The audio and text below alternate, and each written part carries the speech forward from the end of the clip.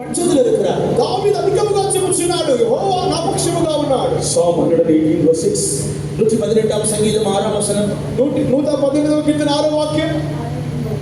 கர்த்தர் என் பட்சத்தில் இருக்கிறார், நான் பயப்படேன், மனுஷன் எனக்கு என்ன செய்வான்? యెహోవా నా పక్షంలో ఉన్నాడు, నేను భయపడను, నరులు నాకేమి చేయగలరు?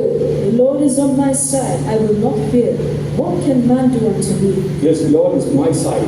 கர்த்தர் என் பட்சத்தில் இருக்கிறார். యెహోవా నా పక్షముగా ఉన్నాడు. How many of us this hope?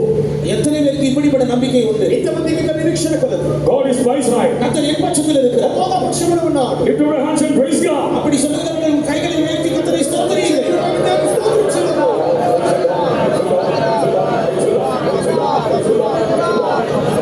If God be on your side, you have never fear about anything of this world. நீ தேவன் உங்கள் பட்சத்தில் இருப்பார் என்றால் இந்த உலகத்தில் இருக்கிற எந்த காரியங்களை குறித்து நீங்கள் பயப்படவே மாட்டீர்கள். యెహోవా మీ పక్షముగా ఉన్నట్లయితే ఈ లోకములోని ఏ కార్యములకు మీరు భయపడరు.